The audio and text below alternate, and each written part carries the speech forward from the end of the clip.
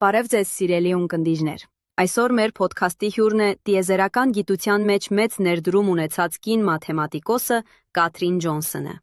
Բարի գալուստ Տիկին Ջոնսոն։ Բարև ձեզ, շատ շնորհակալ եմ հրավերի համար։ Ուրախ եմ պատմել իմ անցած ճանապարհի մասին։ Դուք եղել եք այն կանանցից մեկը,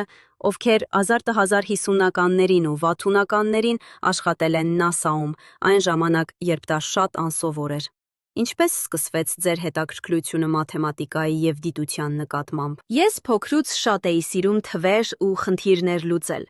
Մաթեմատիկան ինձ համար մի լեզու էր, որով կարելի էր հասկանալ աշխարհը։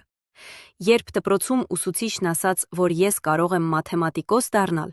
ես հավատացի և գնացի այդ ուղղությամբ։ Ձեր հաշվարկները որոշիչ էին տիեզերագնաց Ջոն Գլեննի առաջին թռիչքի համար։ Ինչպես էին ձեզ վերաբերվում այդ ժամանակ, որպես կին և որպես աֆրոամերիկացի։ Չէի ասի, որ հեշտ էր, շատ դռներ փակ էին կանանց առաջ, հատկապես սևամորթ կանանց, բայց ես երբեք չկորցրի հավատը իմ գիտելիքների նկատմամբ։